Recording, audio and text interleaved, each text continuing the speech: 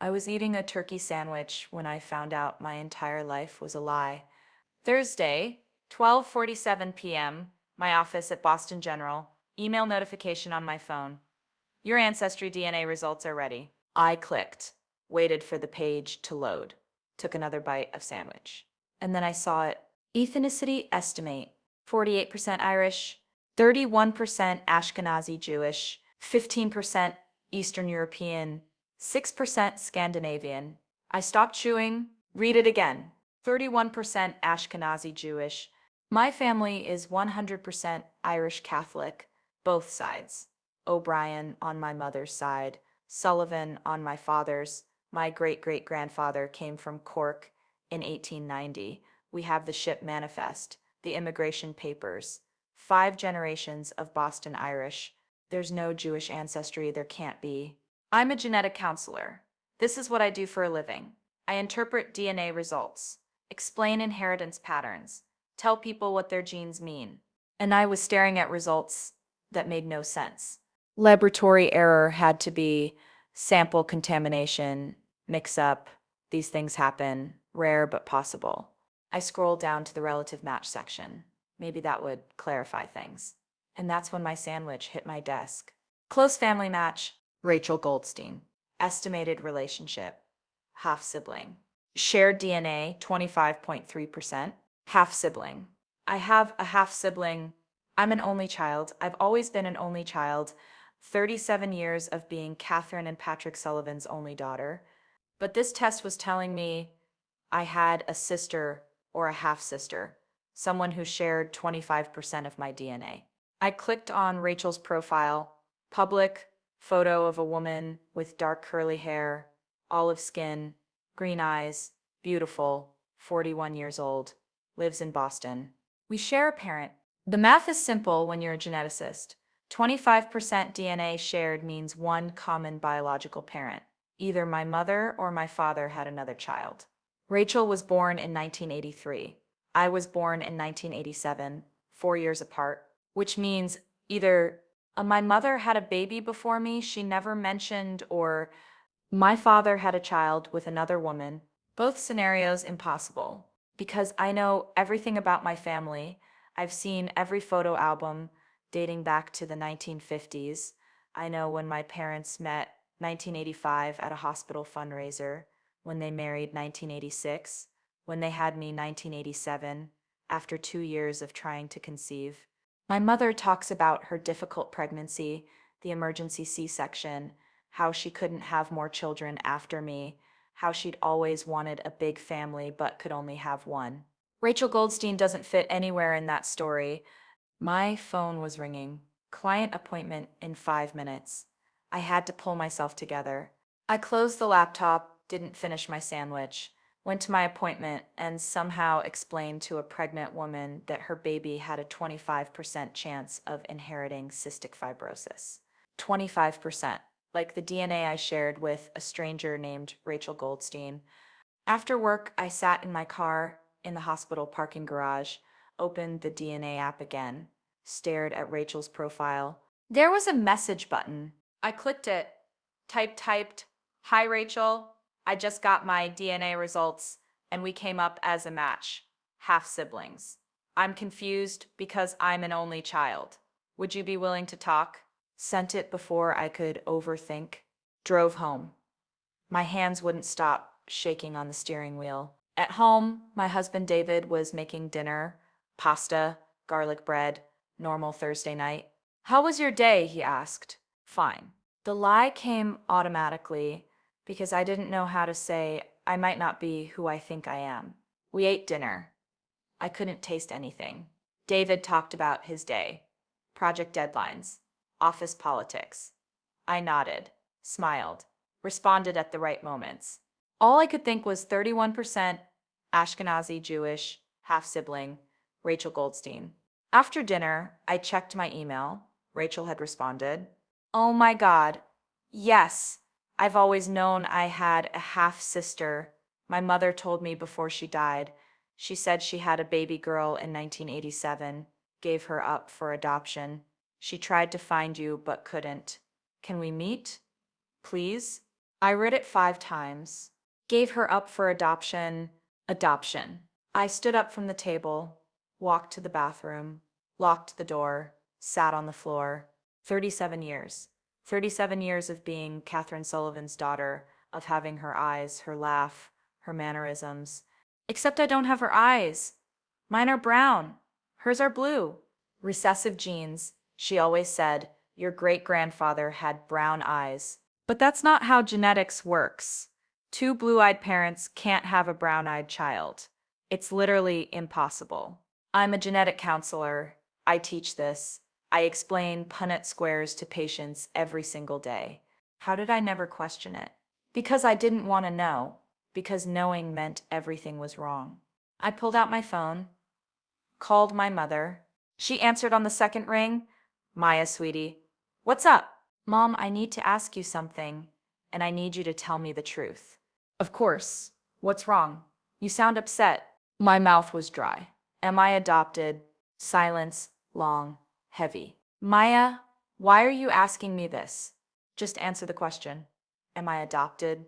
We should talk about this in person. Mom, am I adopted? I heard her breath catch, then quietly, yes. The bathroom floor was cold under me.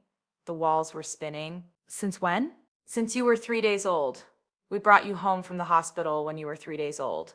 37 years. 37 years of lying. Who are my biological parents? Maya, this is a lot. You should come over. We should talk. Who? I don't know who your biological father is. Your mother, her name was Sarah, Sarah Goldstein. She was young, 19, Jewish family. She got pregnant. Her parents were strict. She couldn't keep you. She chose us to adopt you. Sarah Goldstein. Rachel's last name? Mom, I have to go. Maya, wait. I hung up. Sarah Goldstein. Rachel Goldstein. I opened the DNA app again, typed back to Rachel. Can we meet tomorrow? I just found out I was adopted. Your mother's name was Sarah? Rachel's response came 30 seconds later. Yes, Sarah Goldstein. She was my mother. She's your biological mother, too. She died 3 years ago from cancer. She talked about you before she died, said she regretted giving you up every single day. She tried to find you, but the adoption was closed. No records. I stared at those words until they blurred. Sarah Goldstein was my mother, my biological mother, and she was dead. I'd never meet her, never know her, never hear her voice or see her face in person or understand why she gave me up. She was just gone. And I was Catherine's daughter, except I wasn't, except nothing made sense anymore. I sat on that bathroom floor for an hour. David knocked twice. Maya, you okay? I'm fine. Just cramps. Another lie. I was getting good at those. We agreed to meet Saturday, Rachel and me, a coffee shop in Cambridge, neutral territory. Friday was a blur. I saw patients, explained genetic test results, talked about inheritance patterns and carrier status and family medical history. And the whole time I thought, what's my family medical history? Catherine's diabetes doesn't matter. Patrick's heart disease doesn't matter. None of it is mine. Sarah Goldstein's medical history is mine. A woman I never met who died 3 years ago, whose genetic code is written in every cell of my body, but whose face I've never seen. That night, I pulled out old photo albums, baby pictures. There's one from my first day home. My mother, Catherine, holding me, smiling at the camera, radiant, proud. I'd looked at that photo 1,000 times, thought it was beautiful, evidence of a mother's love. Now I saw something different. Catherine holding someone else's baby, smiling, lying with her face, because that baby wasn't hers. That baby was Sarah's, and Sarah was somewhere else. 19 years old, empty arms, broken. I turned pages. First birthday, first Christmas, first day of kindergarten. Every photo felt different now, contaminated. Like I was looking at someone else's life. Because maybe I was. Saturday morning, I told David I was meeting a friend for coffee. Didn't tell him which friend. Didn't tell him it was my half-sister who I'd never known existed. The lies were coming easier now. The coffee shop was crowded. I got there early, ordered a latte I wouldn't drink, sat at a table by the window. Rachel walked in at exactly 10 a.m. I recognized her immediately from her profile photo, but seeing her in person was different. She was taller than I expected, maybe 5'8", dark curly hair pulled back in a clip, wearing jeans and a green sweater that matched her eyes. She saw me, stopped. Her hand went to her mouth. "Oh my God," she said. "You look just like her." We sat down. I couldn't stop staring at her, trying to see similarities, trying to see if we looked related. We didn't, not really. She had dark hair, dark eyes. I had lighter brown hair, brown eyes. Her face was longer, her features sharper. But when she smiled, something shifted, a familiarity I couldn't name. "I can't believe this is happening," Rachel said. "I've wondered about you my whole life. Mom told me when I was 16, said I had a sister somewhere, that she'd given you up before I was born. I used to imagine meeting you." Why didn't she keep me? The question came out harsh, accusatory. Rachel flinched. She was 19. Her parents were Orthodox, very strict. She got pregnant with a non-Jewish guy. She hid it as long as she could. When they found out, they gave her two choices, abortion or adoption. She couldn't have an abortion, so she gave you up. And then 4 years later, she had you and kept you. Yes, by then she was 23, out of her parents' house, working in a relationship with my dad, her future husband. She could keep me. So I was the mistake she couldn't handle, and you were the one she wanted. It wasn't like that. What was it like then? Rachel was quiet, then she cried every year on your birthday, April 12th. She'd light a candle, say a prayer for you, hope you were okay, hope whoever adopted you was treating you well. She wanted to find you, but closed adoptions don't allow that. She had no information, just that she'd given birth to a girl, named her Maya, and that was it. She named me Maya. My adoptive parents kept the name. What was she like? I asked. Sarah. Rachel smiled. Stubborn, smart, funny. She was a social worker, worked with refugees, helped people. She loved music, played piano, taught me. She made terrible jokes, laughed at her own punchlines before she finished them. She was describing a stranger, someone I'd never know. She got sick 3 years ago, ovarian cancer, stage 4 by the time they found it. She had 6 months. During those months, she talked about you constantly, said her biggest regret was giving you up, that she'd thought about you every single day for 37 years. She tried to find you, hired a private investigator, but the adoption records were sealed. She couldn't get them opened. She tried to find me. Yes, she wanted to meet you, to explain, to apologize. She died without ever knowing if you were okay. It destroyed her. I felt something crack inside my chest. This woman, Sarah Goldstein, had spent 37 years thinking about me, wondering about me, regretting me. And I'd spent 37 years not knowing she existed. "I'm sorry you never got to meet her," Rachel said quietly. "She would have loved you, but she didn't love me enough to keep me. She loved Rachel enough to keep her, but not me." "Do you have pictures?" I asked. Rachel pulled out her phone, scrolled through photos.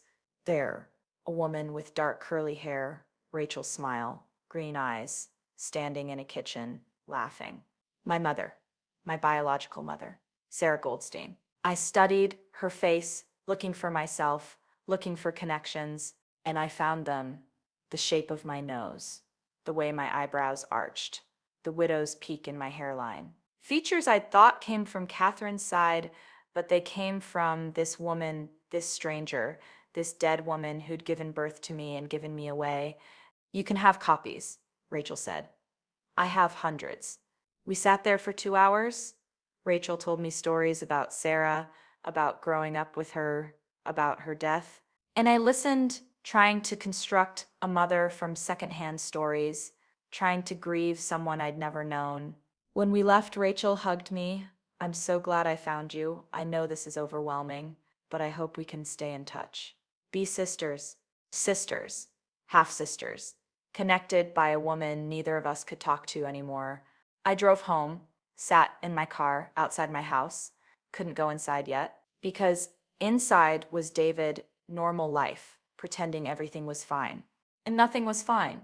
I wasn't who I thought I was. My mother wasn't my mother. My father wasn't my father. My family history was fiction. My genetic heritage was wrong. Everything I'd believed about myself for 37 years was based on a lie. And the woman who could explain Sarah Goldstein was dead. I pulled out my phone, Googled Sarah Goldstein, Boston, obituary 2021. Found it immediately. Goldstein, Sarah Michelle, age 60, passed away peacefully on June 14th, 2021, after a courageous battle with ovarian cancer. Beloved mother of Rachel Goldstein. Devoted social worker who touched countless lives. Services were held at Temple Beth Shalom. In lieu of flowers, donations may be made to the Refugee Assistance Program. Beloved mother of Rachel Goldstein. Not beloved mother of Rachel and Maya, just Rachel. Because I didn't exist in her official story. I was the secret, the daughter she'd given away, the regret she carried but never told anyone about except Rachel. I wasn't in her obituary. I wasn't at her funeral. I wasn't part of her public life. I was the ghost daughter, the invisible one, and I was so angry I couldn't breathe. That night I confronted Catherine, drove to her house. She was expecting me. She'd called twice since our phone conversation. I hadn't answered. She opened the door. Maya, sweetie. Don't call me sweetie. Don't call me anything. We went to the living room, the room where I'd grown up, where we'd had Christmas mornings and birthday parties and family dinners. All of it felt fake now. Set decoration for a performance.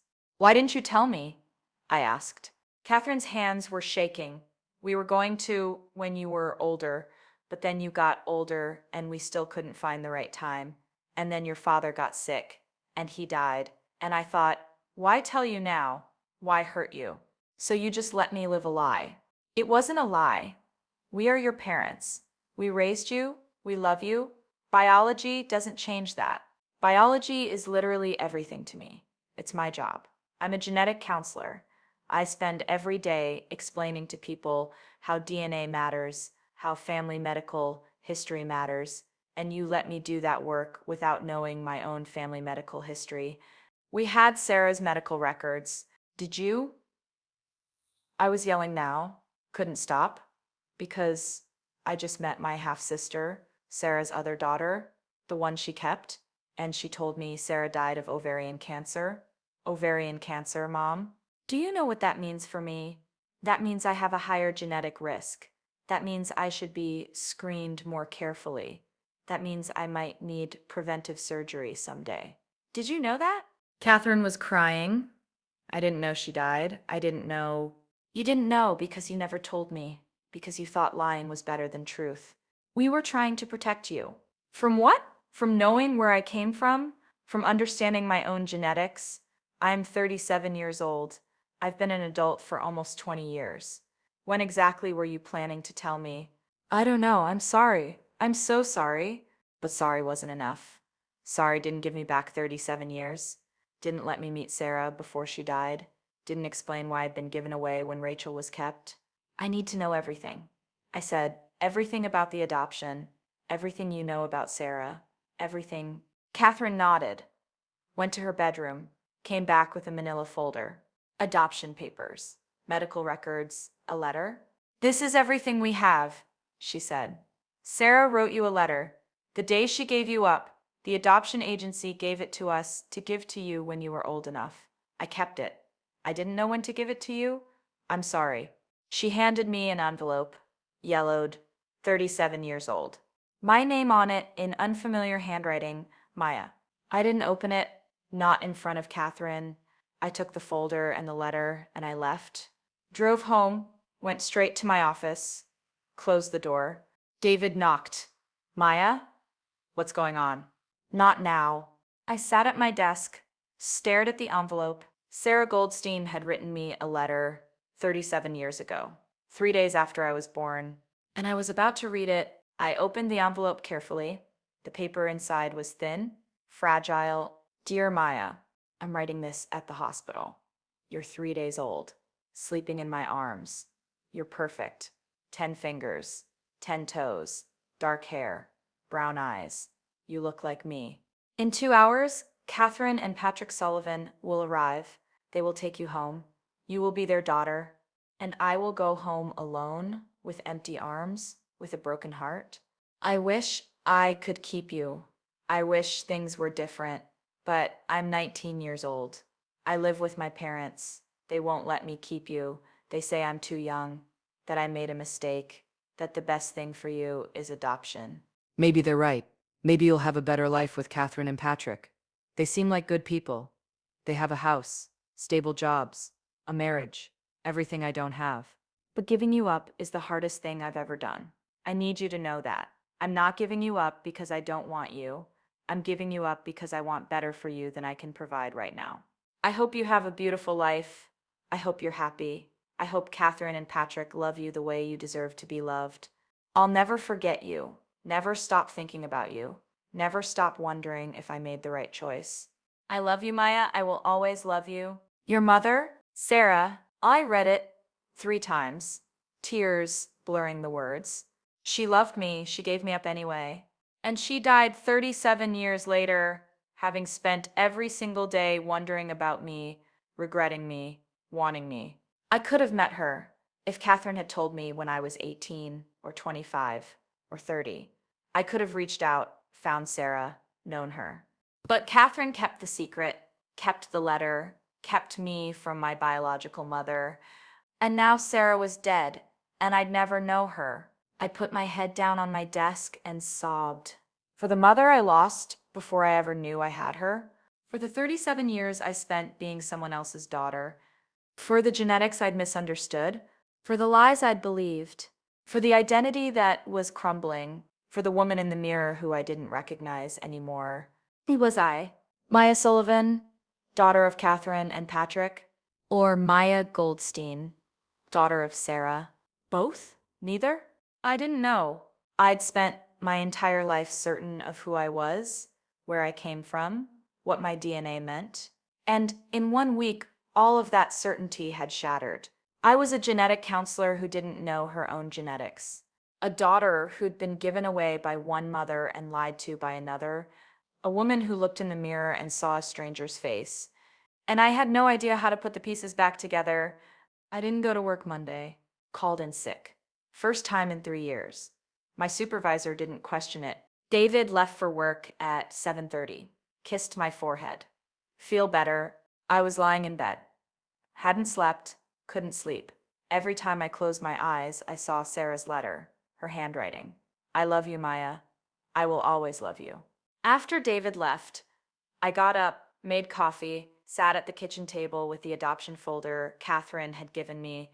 Inside adoption decree, birth certificate amended showing Catherine and Patrick as parents, medical records from Sarah's pregnancy, social worker notes. I read everything. Social worker notes, March 1987. Birth mother Sarah Goldstein, age 19, presented for adoption counseling. Client reports unplanned pregnancy. Father of baby unwilling to be involved. Client's parents are Orthodox Jewish, do not approve of pregnancy outside marriage. Client feels she has no choice but adoption. Client emotional throughout session, but states she believes adoption is best option for baby. Father of baby unwilling to be involved. That was me. My biological father didn't want me, didn't even show up to sign papers. I kept reading. Medical history, birth mother. Sarah Goldstein, age 9 height 5'7". Weight, cento 32 lbs pre-pregnancy. Blood type A+, medical conditions, none. Family history, maternal grandmother breast cancer at 62. Maternal grandfather type 2 diabetes. Paternal grandmother ovarian cancer at 58. I stopped. Read that last line again. Paternal grandmother ovarian cancer at 58. Sarah's grandmother had ovarian cancer. Sarah died of ovarian cancer at 60. And I'm Sarah's daughter, which means I carry that genetic risk, BRCA gene mutation, possibly higher lifetime risk of ovarian and breast cancer. I should have known this, should have been screened, should have been tested for BRCA mutations years ago. Catherine never told me, never gave me Sarah's medical history. Let me live 37 years without knowing I might be at high genetic risk for cancer. I pulled out my phone, called my gynecologist. I need to schedule genetic testing. BRCA panel, family history of ovarian cancer. We can do that. Any specific reason? I just found out my biological grandmother died of ovarian cancer, and my biological mother died of it too. I need to know if I carry the mutation. The words felt surreal. Biological grandmother. Biological mother, people I'd never known existed until 4 days ago. After I hung up, I texted Rachel, "Can we meet again? I have questions about Sarah." She responded immediately, "Yes. Come to my place. I have boxes of her things. Photos, journals. You can look through everything." Journals. Sarah kept journals. I drove to Rachel's apartment in Brookline. Small, one bedroom, cozy, bookshelves everywhere, photos of Sarah on the walls. Rachel hugged me when I arrived. "I'm so glad you reached out. I wasn't sure if I'd hear from you again."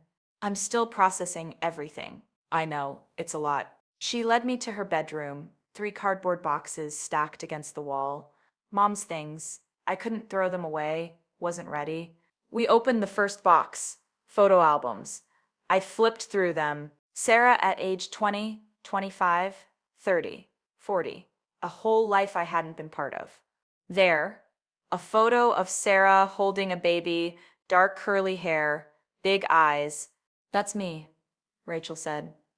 I was maybe 6 months old. Sarah looked happy, radiant, holding her baby close, smiling at the camera. I thought about the photo in Catherine's album, Catherine holding me on my first day home, the same radiant smile. But Catherine was holding someone else's baby. Sarah was holding her own. The second box was full of letters, cards, documents. Rachel's elementary school report cards, Mother's Day cards Rachel had made, construction paper and glitter and crayon hearts. No cards from me, no report cards, no evidence I existed, because I didn't, not in Sarah's public life. The third box, journals, maybe 20 of them, spiral notebooks, composition books, leather journals. Rachel saw me looking. She wrote constantly since she was a teenager. I haven't read all of them. Some feel too private. Can I read them? Yes. I think she'd want you to. I picked up the first journal, dated 1986, the year Sarah got pregnant with me. Rachel made tea. We sat on her couch. I opened the journal. May 3rd, 1986. Mate someone. His name is Michael. He's not Jewish. My parents would kill me if they knew I was seeing him, but he's funny, smart, kind. I think I'm falling in love. June 18, 1986. Michael and I have been together 2 months. I haven't told my parents. They'd never approve. Non-Jewish guy, no plans for college, works construction. They'd say he's not suitable, but I don't care what they think. I'm 19. I can make my own choices. August 2nd, 1986. I'm late. My period, 3 weeks late. I took a test yesterday. Positive. I'm pregnant. I told Michael. He went silent. Then he said, "What are you going to do?" Not, "What are we going to do?" "What are you going to do?" I said I didn't know. He said he's not ready to be a father. He's 22. He has plans. This wasn't part of them. I asked what he wanted me to do. He said, "I think you should take care of it." Take care of it. He means abortion. I don't know if I can do that. August 15th, 1986. Told my parents, worst conversation of my life.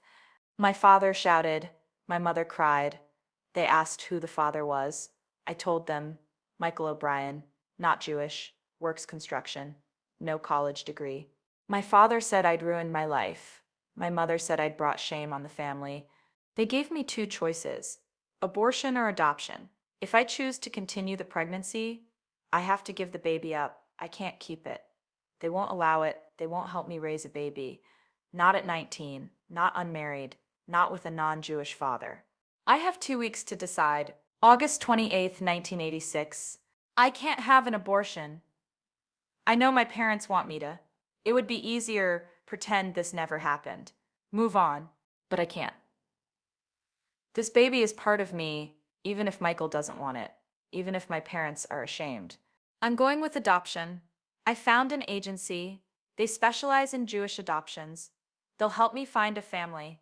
Maybe this baby will have a better life than I could give it right now. November 12th, 1986. I felt the baby kick today. Strong, persistent, like she's telling me she's here. The social worker asked if I wanted to know the gender.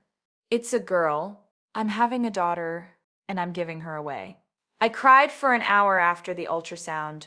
January 15th, 1987. Met the adoptive parents today, Catherine and Patrick Sullivan, Irish Catholic, late 30s.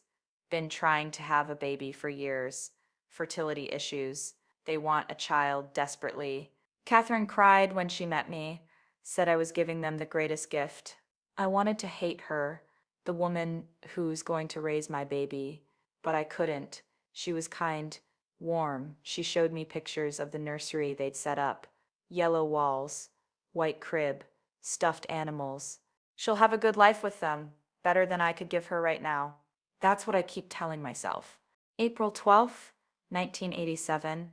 She was born today, 7 pounds, 3 ounces, dark hair, brown eyes, perfect. They let me hold her for an hour, just me and her. No nurses, no Catherine and Patrick, just us. I memorized her face, her tiny fingers, the way she made little sounds when she breathed. I named her Maya.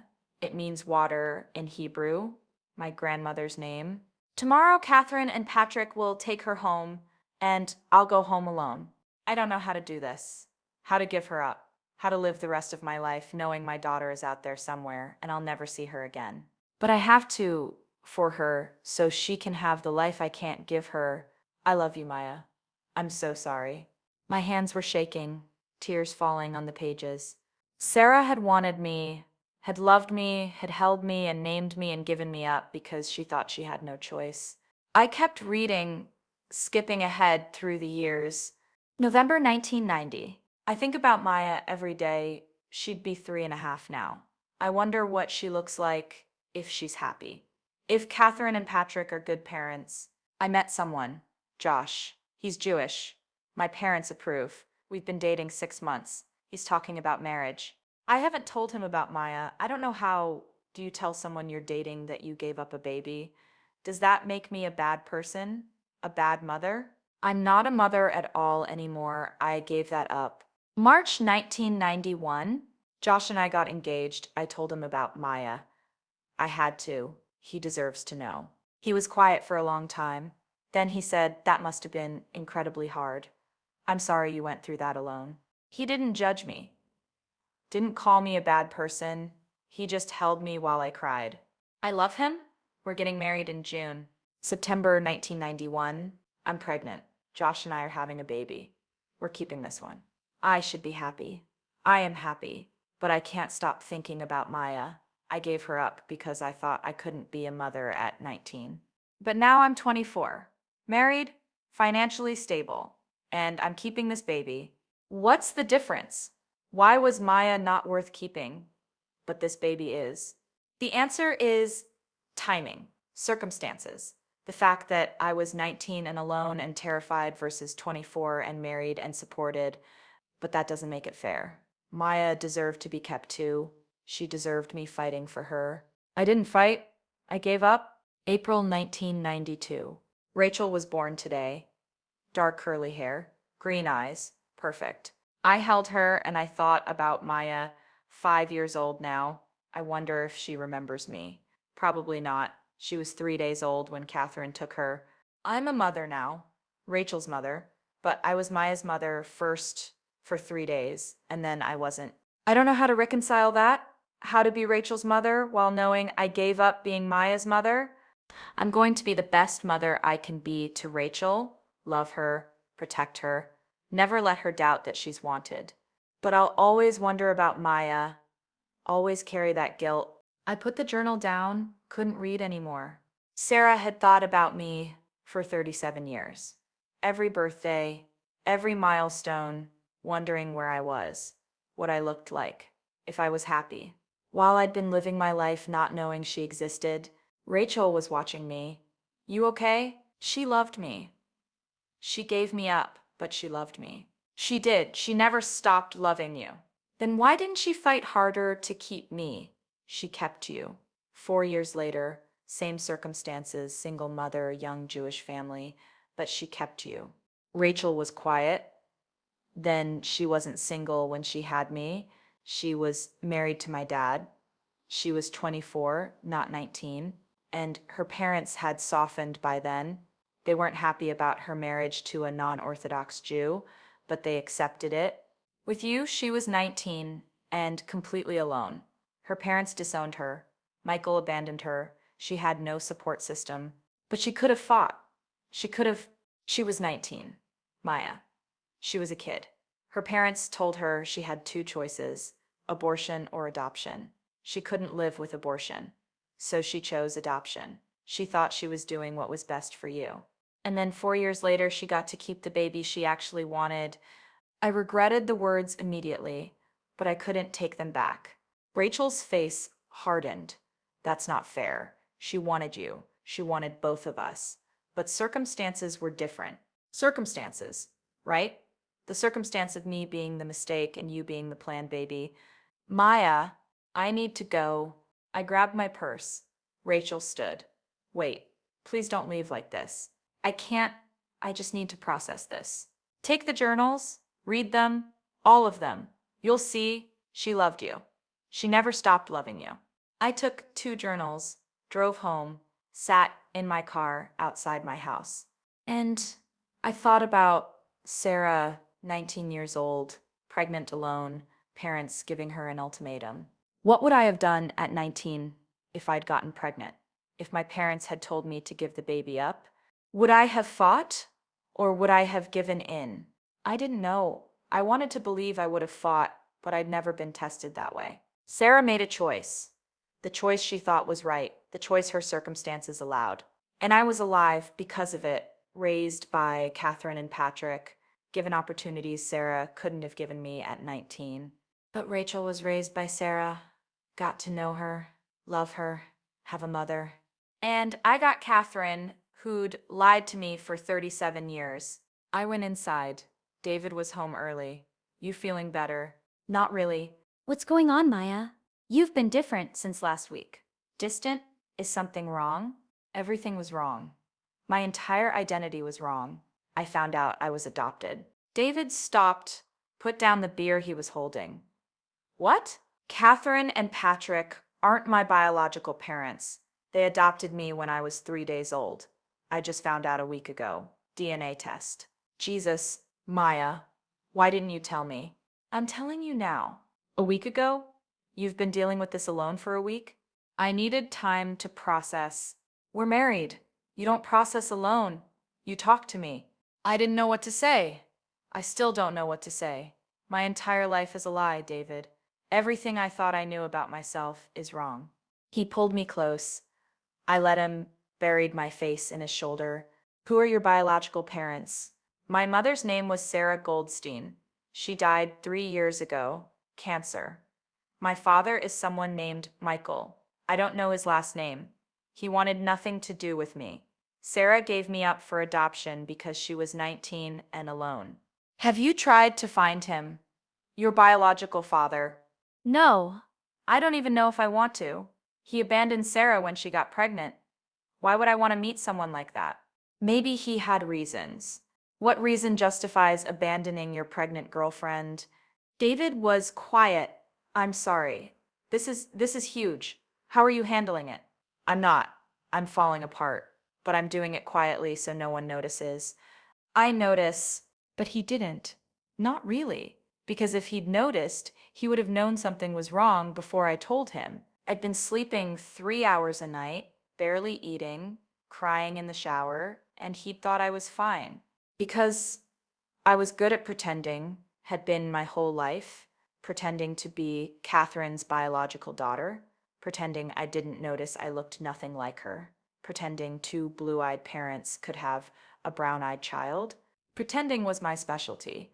That night I read more of Sarah's journals, years of entries, birthdays where she thought of me, holidays where she wondered what I was doing. April 12th, 1995, Maya's 8th birthday. She's 8 today. 3rd grade, probably. I wonder if she likes school, if she has friends, if she's happy. I saw a girl at the grocery store today who looked about 8, dark hair, brown eyes. For a moment, I thought, is that Maya? Of course it wasn't. Maya doesn't even know I exist. Catherine and Patrick probably changed her name, started fresh, erased me completely. Maybe that's better. Maybe it's easier for Maya not knowing she was given up, not carrying that rejection. But I wonder if she ever feels like something's missing. If she looks at Catherine and thinks, we don't look alike, we don't have the same mannerisms, am I really yours? I hope Catherine tells her the truth someday. I hope Maya knows she was wanted, that I didn't give her up because I didn't love her. I gave her up because I loved her too much to give her a struggling life with me. April 12th, 2010, Maya's 23rd birthday. She's 23, an adult. I wonder what she's studying, what career she's chosen, if she's in love, if she's happy. I hired a private investigator last month, gave him all the information I have from the adoption, the agency, the date, Catherine and Patrick's names. He came back with nothing, closed adoption, sealed records, no way to access them without a court order, and I have no legal standing to request that. So I'm stuck, knowing my daughter is out there somewhere, 23 years old, living her life, and I can't find her, can't tell her I'm sorry, can't tell her I think about her every single day. Rachel knows about Maya. I told her when she was 16. She asked if she had siblings. I couldn't lie. She wants to meet Maya someday, her half-sister. She's been searching online, social media, trying to find Catherine and Patrick Sullivan's daughter. No luck. Common names, no trail to follow. Maybe it's better this way. Maybe Maya doesn't want to be found. Maybe she's happy not knowing about me. But I want to be found. I want her to know I exist, that I never forgot her, that I'm sorry. January 2021. I'm sick. Ovarian cancer, stage 5. The doctor says I have 6 months, maybe less. I need to find Maya before I die. Need to tell her I'm sorry. Need to explain. But the private investigator still can't find her. The adoption records are sealed. The agency closed 15 years ago. There's no trail. I'm going to die without ever seeing my daughter again, without knowing if she's okay, without telling her I love her. That's my punishment for giving her up, for not fighting harder to keep her, for choosing the easy path. I deserve this pain, but Maya doesn't deserve not knowing. She deserves to know she came from love, that I wanted her, that giving her up destroyed me. But I'll never get to tell her. March 2021, last entry. Hospice nurse says I have days, maybe a week. Rachel is here, holding my hand. She's been searching for Maya obsessively, DNA databases, ancestry sites, everywhere. Nothing. I'm gonna die without finding her. Rachel, if you ever read this, if you ever find Maya, tell her I'm sorry. Tell her I loved her. Tell her not a day went by that I didn't think of her. Tell her she was wanted. Tell her I wish things had been different. I love you, Rachel, and I love you, Maya, wherever you are. The journal ended there. March 2021. Sarah died 3 months later, and I'd been living my life 60 miles away, not knowing she existed, not knowing she was dying, not knowing she wanted to find me. If Catherine had told me when I was 18, I could have found Sarah, could have met her, known her, sat with her while she died. But Catherine kept the secret, and Sarah died alone. Well, not alone. Rachel was there, but without me, without the daughter she'd given up, the daughter she'd never stopped loving. I closed the journal, sat in the dark, couldn't move. My phone buzzed. Text from Catherine. Maya, please call me. We need to talk. I know you're angry, but I love you. You're my daughter no matter what the DNA says. But I wasn't her daughter, not biologically. I was Sarah's daughter.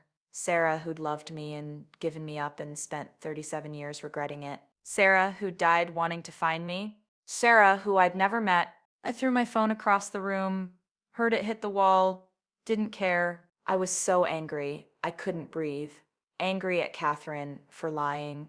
Angry at Sarah for giving me up. Angry at my biological father for abandoning us. Angry at the adoption system for sealing records. Angry at the universe for letting Sarah die before I could meet her.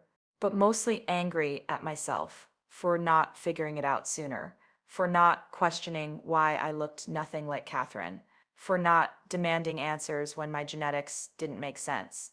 I'm a genetic counselor. This is literally my expertise, and I'd missed it for 37 years. Because I didn't want to see it, because seeing meant my family was a lie. Seeing meant I was adopted.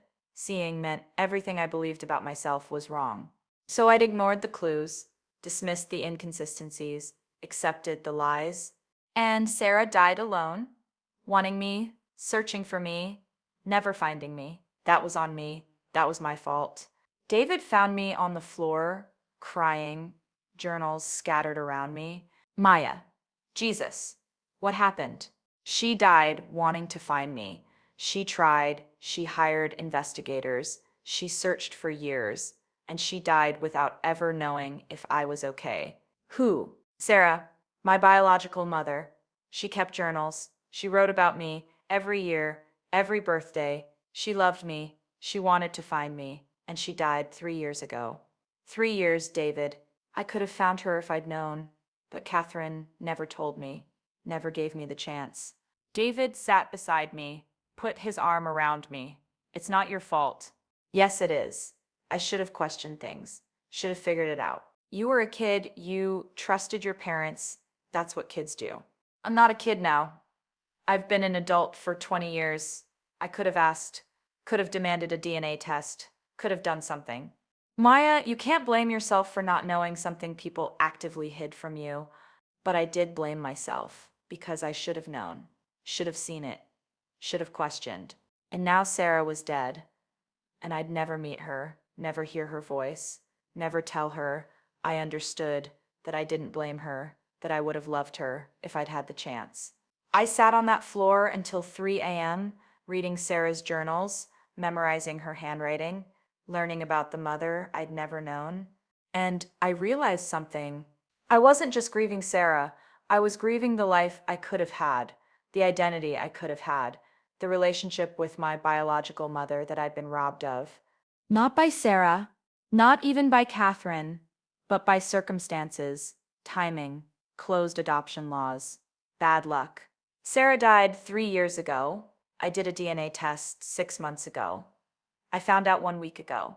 If I'd done the test 3 years earlier, I could have found Sarah before she died, could have met her, talked to her, learned who I was from the woman who made me. But I didn't. And now she was gone, and all I had were journals and photos and secondhand stories from Rachel. It wasn't enough. It would never be enough, but it was all I had. I went back to work on Wednesday.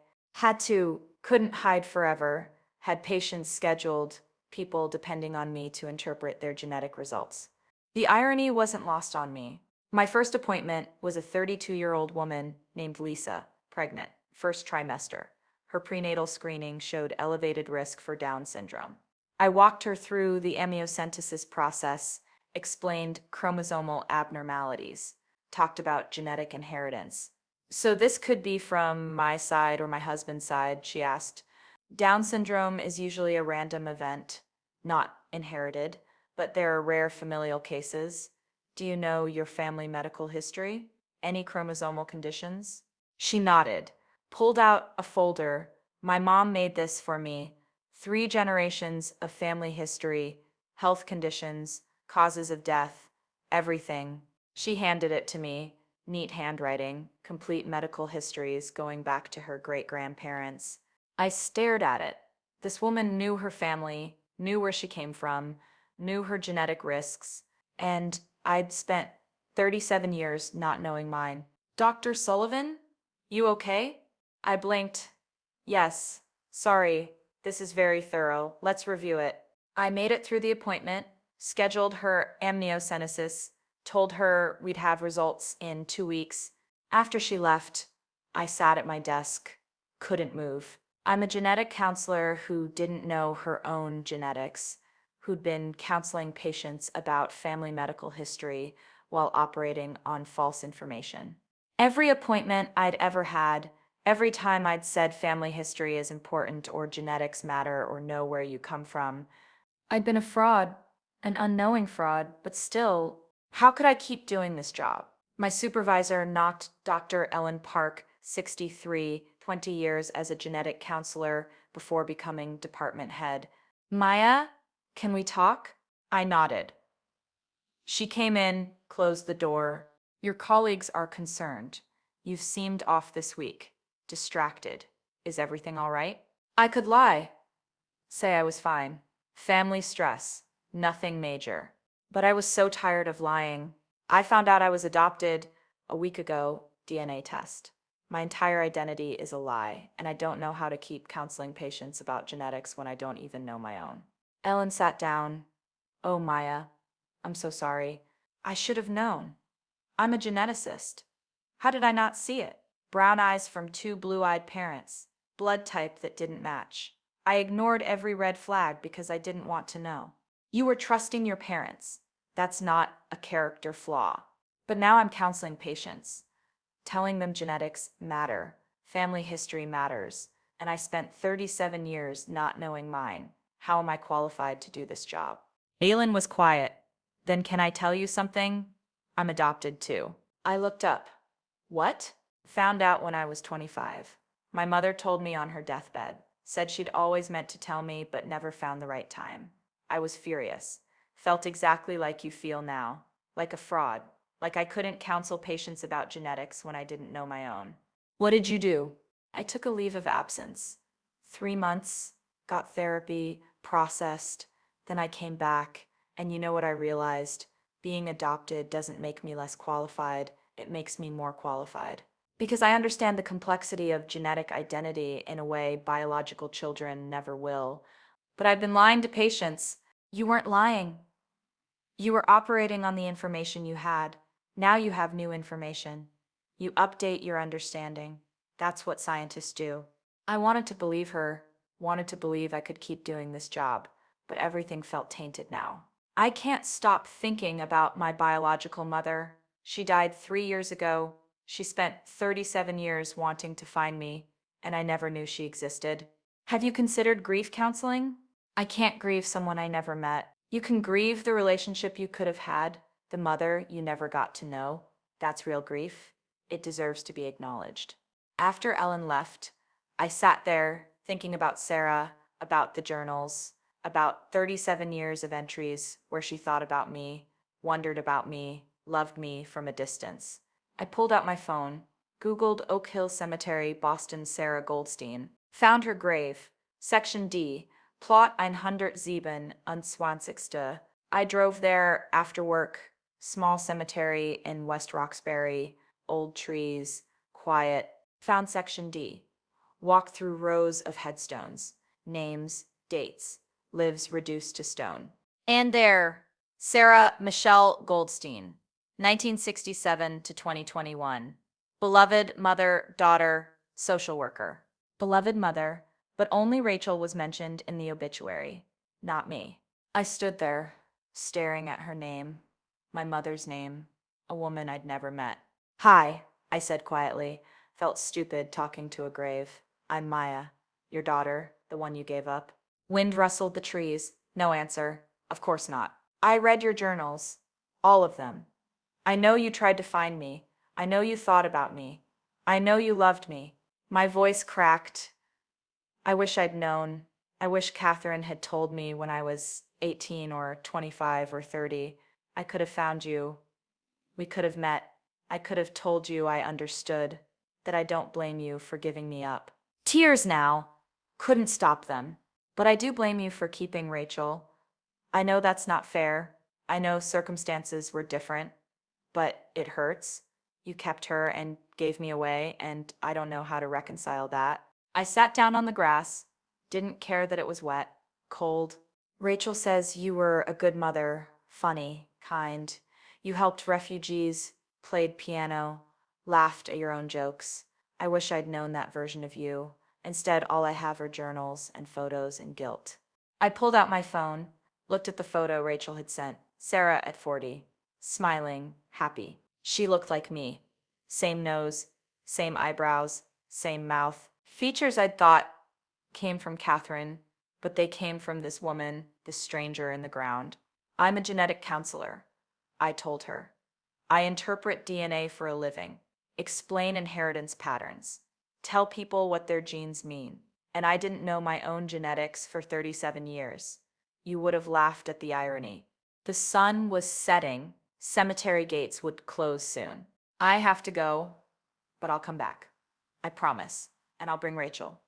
Your daughters, together the way you wanted. I stood up, brushed grass off my jeans. I love you. I don't know if I have the right to say that. I didn't know you, but genetically, you're my mother, and I love the mother I learned about in your journals, the one who loved me from a distance, the one who tried to find me. I walked back to my car, sat there, couldn't drive yet. My phone rang, Catherine. I'd been avoiding her calls for 2 weeks, letting them go to voicemail, deleting her messages without listening. But sitting there in the cemetery parking lot looking at Sarah's grave, I answered, Maya, thank God. I've been so worried. I read Sarah's journals. Silence? Then what? Rachel had them. Sarah's journals, 37 years of entries. She wrote about me every year, every birthday. She tried to find me, hired investigators, searched databases. She died wanting to meet me. Maya, I'm so sorry. Did you know she was dying 3 years ago, 2021? Did you know? No. How would I know? You knew her name, Sarah Goldstein. You could have Googled her, could have found her obituary, could have told me my biological mother was dying so I could meet her before it was too late. I didn't think to look. I'm sorry. You should have told me when I was 18, 21, 25. Any time in the past 19 years. You should have given me the choice to find her. Catherine was crying. I could hear it. I was scared. Scared you'd love her more than me. Scared you'd leave. Scared I'd lose you. So you kept me in the dark? Let me believe I was yours? Let me go 37 years not knowing my own genetics. Do you understand how dangerous that is? Sarah's grandmother had ovarian cancer. Sarah died of ovarian cancer. I should have been screened, should have been tested for BRCA mutations, but I didn't know because you never told me. I gave you Sarah's medical records. They're in the adoption folder. You gave them to me 2 weeks ago. I'm 37 years old. I should have had them when I was 18, when I started seeing doctors on my own, when I became sexually active and needed to know my family medical history, but you kept them from me. I know, and I'm sorry. I made a mistake. A mistake is forgetting to tell me something once. This was 37 years of deliberate lies. Every time I said we look nothing alike and you said you have my grandmother's eyes. Every time I questioned my blood type and you said genetic anomaly. Every time I stopped, took a breath. I nearly died having a medical procedure last year. They asked about family history of anesthesia complications. I said no because I thought I was yours, thought I knew my family history, but I don't. And that could have killed me. Maya, please. I need space. I need time to process this. I can't talk to you right now. How much time? I don't know. Maybe weeks, maybe months, maybe I'll never be ready. You're my daughter, no matter what the DNA says, but I'm not. That's the thing, Catherine. I'm not your daughter. I'm Sarah's daughter, and you let me grow up not knowing who I really was. I hung up, turned off my phone, drove to Rachel's apartment. She opened the door, saw my face. What happened? I went to Sarah's grave, and then I called Catherine, and I don't know who I am anymore. Rachel pulled me inside, made tea, let me cry on her couch. I don't know how to be both, I said. Catherine's daughter and Sarah's daughter, they feel mutually exclusive. They're not. You can be both. But I don't feel like either. Catherine lied to me for 37 years. Sarah gave me up. Neither of them wanted me enough to fight for me. That's not true. Sarah wanted you. She fought as much as a 19-year-old could fight against her parents and the father of her baby and society's expectations. And Catherine wanted you so much, she lied to keep you. The lies are the problem. I know, but Maya, you have to understand, I'm not defending Catherine. What she did was wrong, but she did it because she loved you. She was terrified of losing you. And Sarah gave me up because she loved me too. Everyone loved me so much they lied or abandoned me. Great. Rachel was quiet. Then, do you want to find your biological father? I'd been avoiding thinking about that. Michael O'Brien, construction worker, the man who told Sarah to take care of it, who wanted nothing to do with me. Why would I want to meet someone who abandoned my mother when she was pregnant? Because he's half your genetics, because you deserve to know where you came from, both sides. I don't need him. Maybe not, but maybe he needs you. Maybe he spent 37 years regretting walking away. I doubted it. But Rachel was right about one thing. I deserved to know both sides of my genetics. How would I even find him? I don't have a last name, just Michael, non-Jewish guy, works construction. The adoption records might have more information, and I'm good at research. We could try. We spent 3 hours that night searching adoption records, had his full name, Michael Patrick O'Brien, aged 22 in 1986, lived in Dorchester. Rachel found him on Facebook, Michael O'Brien, 59 years old, still in Boston, married, 3 kids. He'd made a whole life, a whole family, and never once tried to find me. Do you want to contact him? Rachel asked. I don't know. But I did know. I wanted answers, wanted to understand why he'd walked away, wanted to hear him admit he'd made a mistake. I sent him a message through Facebook. Hi, Michael. My name is Maya Sullivan. I think you knew a woman named Sarah Goldstein in 1986. She got pregnant. You're my biological father. I'd like to talk if you're willing. Sent it before I could overthink. He responded 6 hours later. Jesus, I never thought I'd hear from you. Yes, I knew Sarah. Yes, I know about the pregnancy. I'm sorry for how I handled it. I was young and stupid and scared. If you want to talk, I'm willing. I owe you that much. We met at a diner 2 days later, Saturday morning, neutral territory. I got there early, ordered coffee, watched the door. And then he walked in, tall, graying hair, blue eyes, worn face. He saw me, stopped. Maya? I nodded. He sat down across from me, ordered coffee. We sat in silence for a minute. Then he said, You look like her. Sarah, same eyes, same mouth. I've been told. I heard she died. Few years back, cancer. I'm sorry.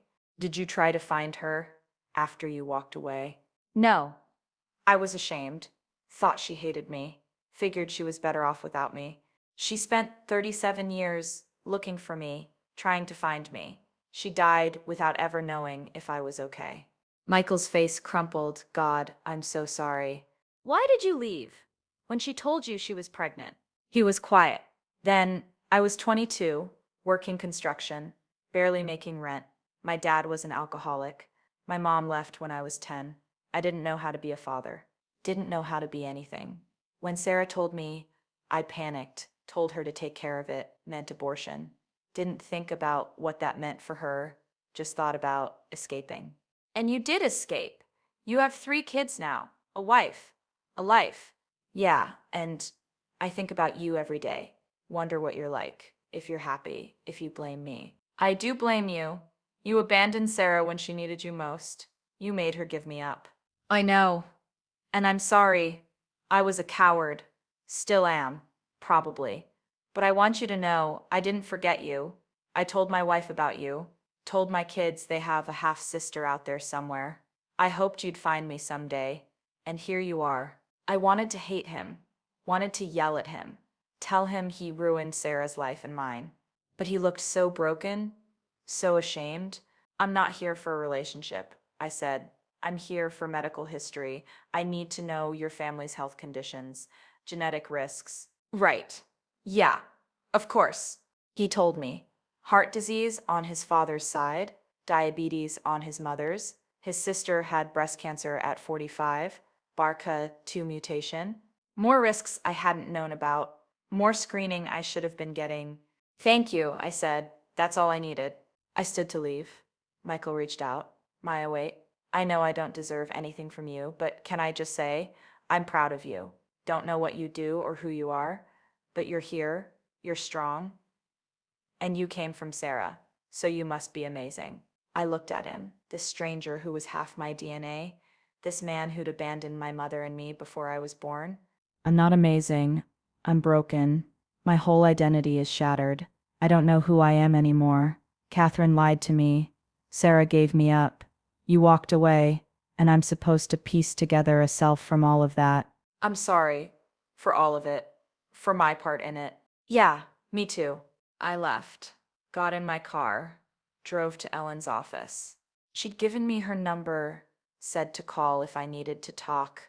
I needed to talk. She met me at a coffee shop, listened while I told her everything.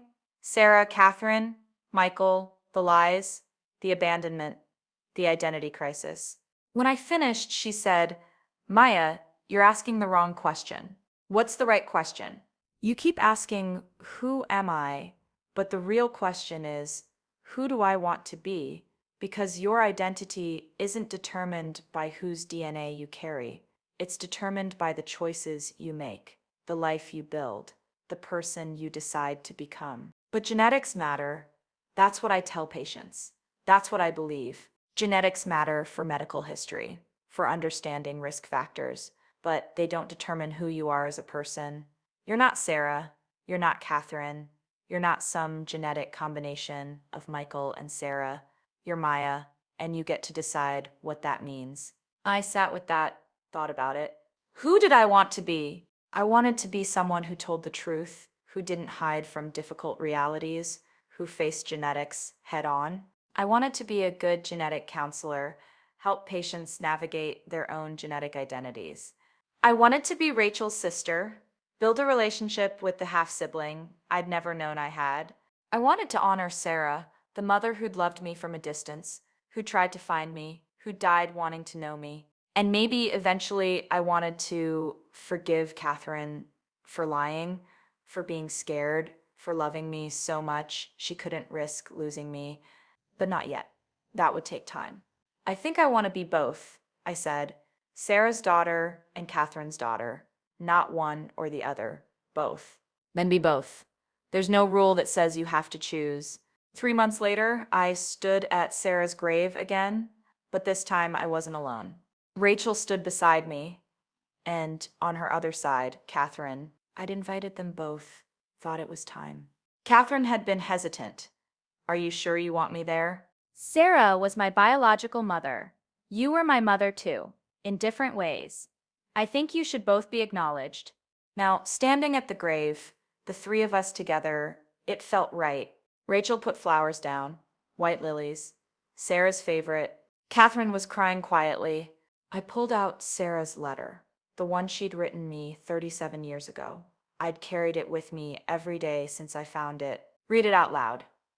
Dear Maya, I'm writing this at the hospital. When I finished, Rachel was crying too. She loved you so much, Rachel said.